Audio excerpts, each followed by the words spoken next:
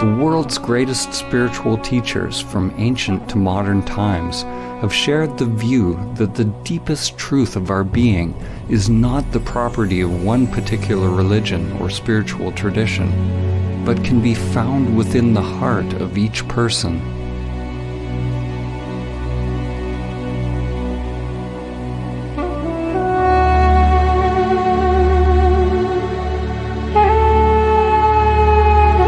Poet Rumi said, "Where is that moon that never rises or sets? Where is that soul that is neither with nor without us? Don't say it is here or there. All creation is that, but for the eyes that can see."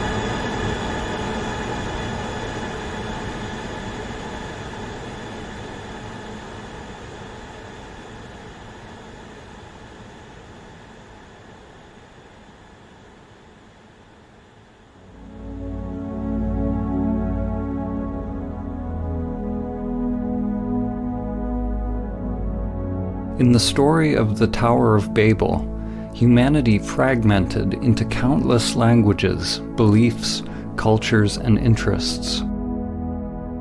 Babel means literally the gate of God. The gate is our thinking mind, our conditioned structures. For those who come to realize their true nature, their essence beyond name and form, they are initiated into the great mystery of what lies beyond the gate.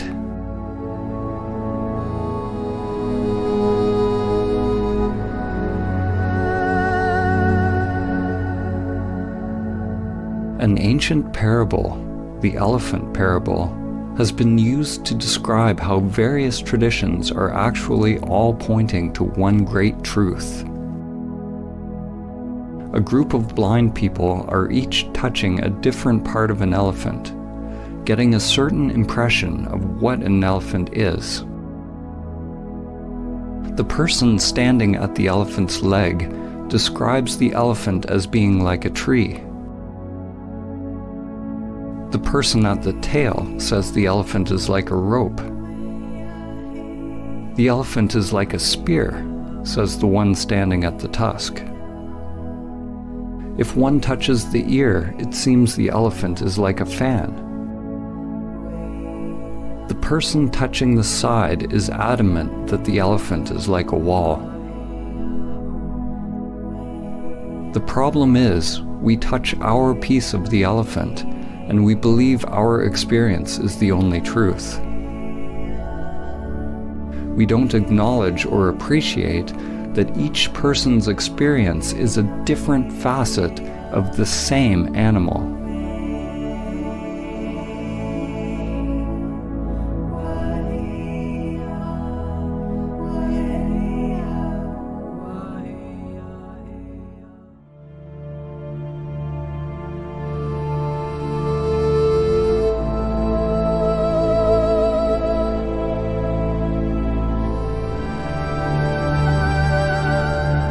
Perennial philosophy is an understanding that all spiritual and religious traditions share a single universal truth, a mystical or transcendent reality upon which foundation all spiritual knowledge and doctrine has grown.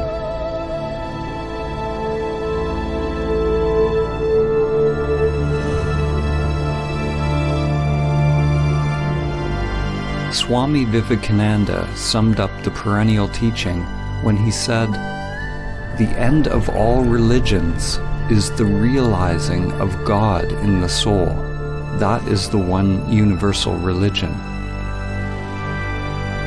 In this film, when we use the word God, it is simply a metaphor for the transcendent, pointing to the great mystery beyond the limited egoic mind. To realize one's true self or immanent self is to realize one's divine nature. Every soul has the potential to manifest a new higher level of consciousness, to awaken from its slumber and its identification with form.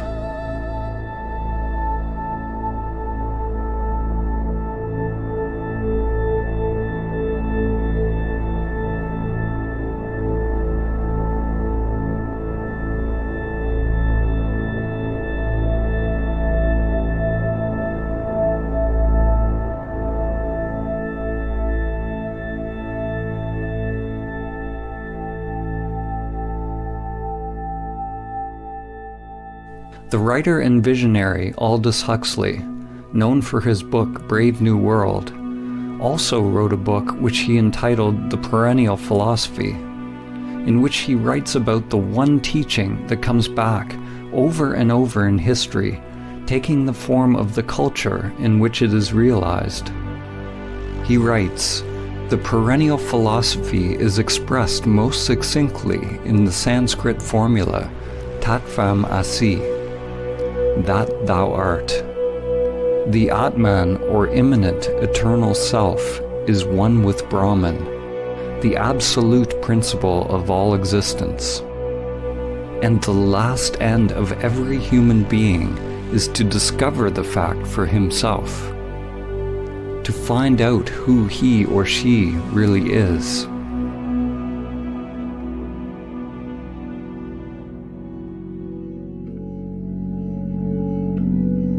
Each tradition is like a facet of a jewel, reflecting a unique perspective of the same truth, while at the same time echoing and illuminating each other. Whatever the language and conceptual framework used, all religions that reflect the perennial teaching have some notion that there is a union with something greater, something beyond us.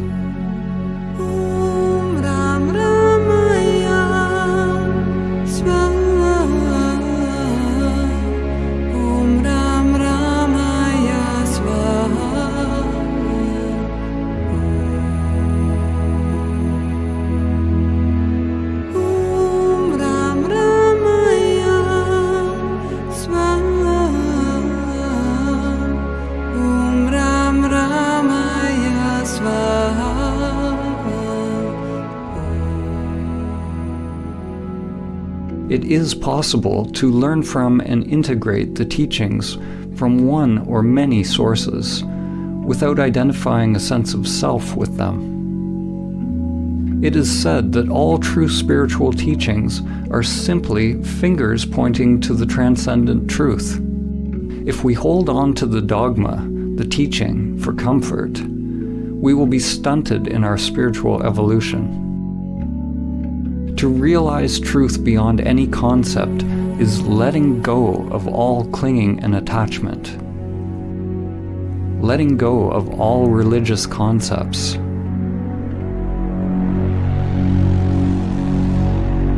From the ego's perspective, the finger pointing you to Samadhi is pointing straight toward the abyss.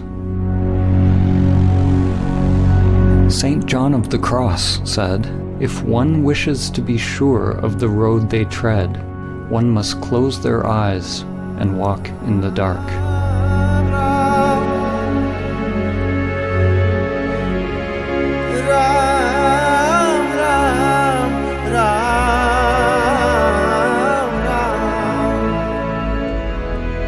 Ram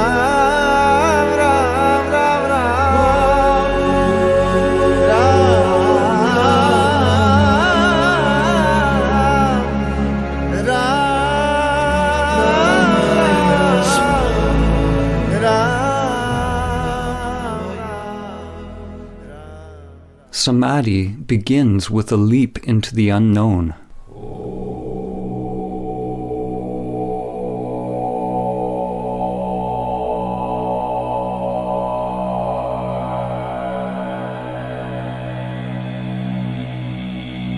In the ancient traditions, in order to realize Samadhi, it was said that one must ultimately turn consciousness away from all known objects, from all external phenomena, conditioned thoughts and sensations, toward consciousness itself, toward the inner source, the heart or essence of one's being.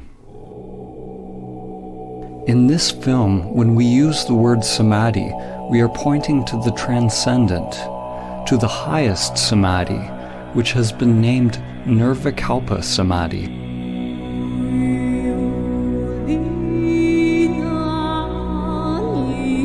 In Nirvikalpa Samadhi, there is a cessation of self-activity, of all seeking and doing.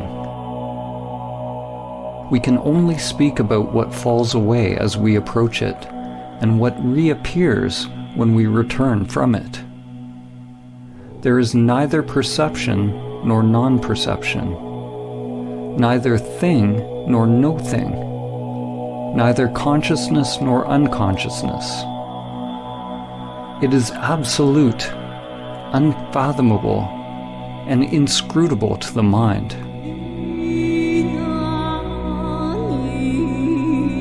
When the self returns to activity, there's a not knowing, a kind of rebirth, and everything becomes new again. We are left with the perfume of the divine, which lingers longer as one evolves on the path.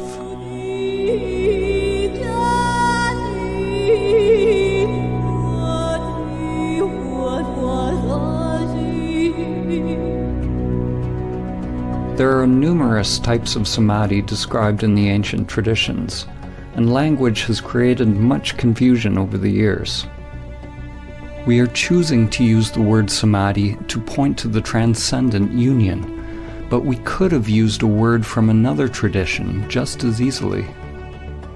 Samadhi is an ancient Sanskrit term common to the Vedic, Yogic, and Samkhya traditions of India, and has permeated many other spiritual traditions. Samadhi is the 8th limb of Patanjali's 8 limbs of yoga, and the 8th part of the Buddha's Noble Eightfold Path. The Buddha used the word nirvana, the cessation of vana, or the cessation of self-activity.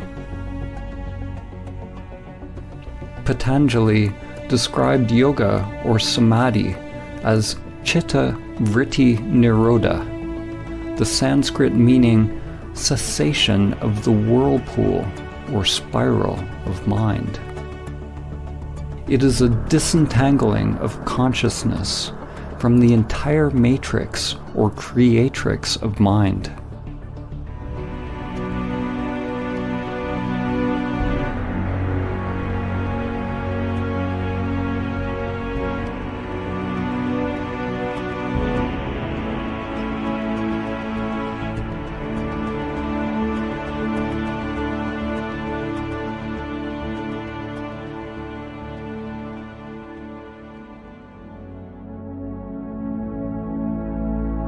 Samadhi does not signify any concept, because to realize it requires a dropping of the conceptual mind. Different religions have used various words to describe the divine union. In fact, the word religion itself means something similar. In Latin, religare means to rebind or reconnect. It's a similar meaning to the word yoga, which means to yoke, to unite the worldly with the transcendent. In Islam, it is reflected in the ancient Arabic meaning of the word Islam itself, which means submission or supplication to God. It signifies a total humbling or surrender of the self-structure. Christian mystics such as Saint Francis of Assisi, Saint Teresa of Avila, and Saint John of the Cross describe a divine union with God, the kingdom of God within. In the Gospel of Thomas, Christ said, "The kingdom is not here or there. Rather, the kingdom of the Father is spread out upon the earth, and men do not see it." The works of the Greek philosophers Plato, Plotinus, Parmenides, and Heraclitus, when seen through the lens of the perennial teaching, point towards the same wisdom. Plotinus teaches that the greatest human endeavor is to guide the human soul towards the supreme state of perfection and union with the One.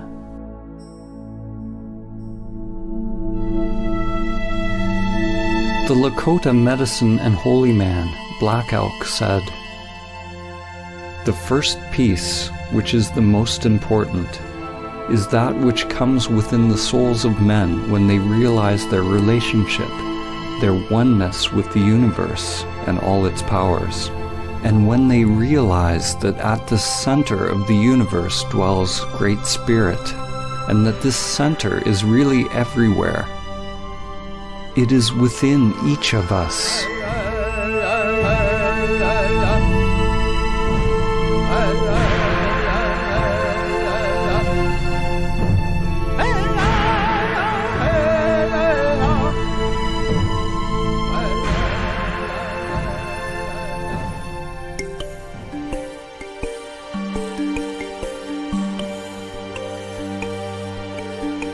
On the path to awakening, unless we are in Samadhi, there are always two polarities, two doorways one can enter, two dimensions, one towards pure consciousness, the other towards the phenomenal world, the upward current toward the Absolute, and the downward current toward Maya and all that is manifested, both seen and unseen. The relationship between relative and absolute could be summed up in the following quote by Sri Nisargadatta Maharaj. "Wisdom is knowing I am nothing. Love is knowing I am everything.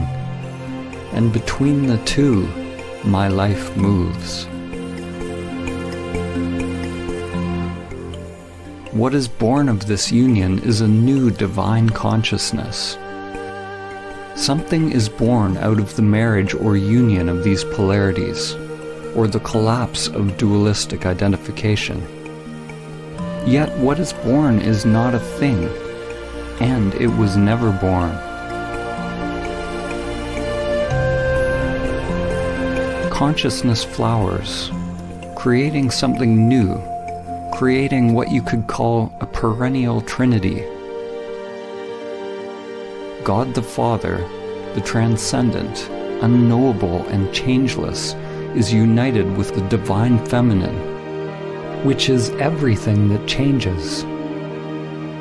This union brings about an alchemical transformation, a kind of death and rebirth. In the Vedic teachings, the divine union is represented by two fundamental forces, Shiva and Shakti. The names and faces of the various gods change throughout history, but their fundamental attributes remain. What is born out of this union is a new divine consciousness, a new way of being in the world. Two polarities inseparably one, a universal energy that is without center, free of limitation. It is pure love. There is nothing to be gained or lost, because it is utterly empty, but absolutely full.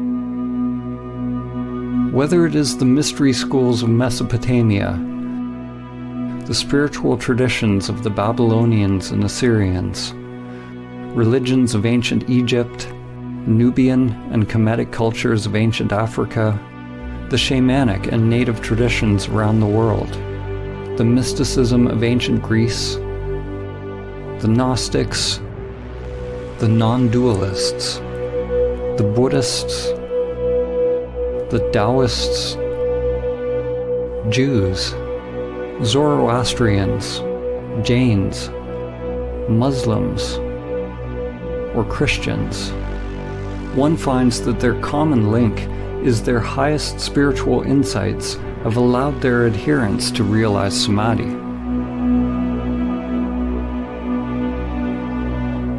The actual word Samadhi means something like to realize the sameness or oneness in all things. It means union. It is uniting all aspects of yourself. But do not mistake intellectual understanding for the actual realization of Samadhi. It is your stillness, your emptiness, that unites all levels of the spiral of life.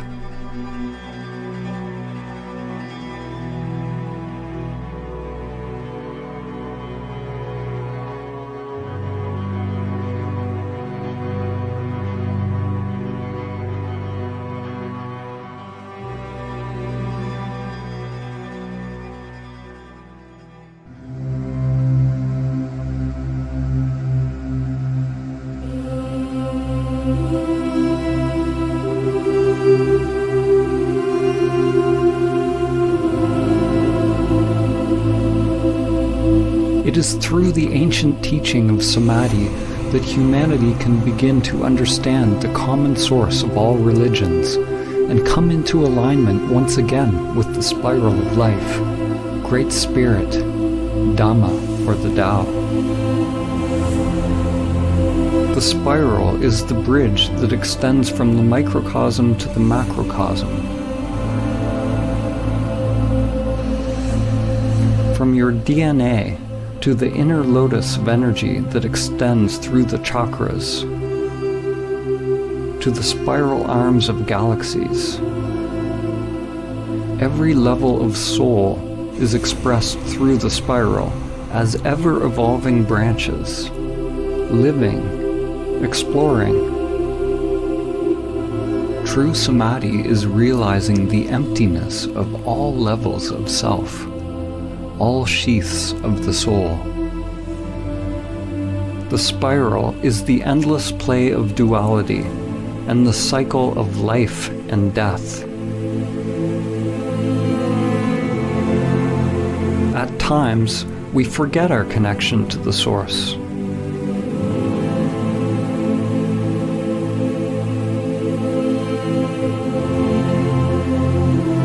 The lens we look through is very small, and we identify with being a limited creature creeping upon the earth, only to once again complete the journey back to the source, to the center that is everywhere.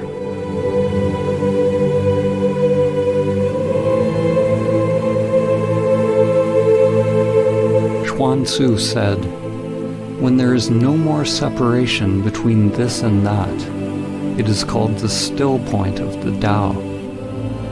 At the still point, in the center of the spiral, one can see the infinite in all things.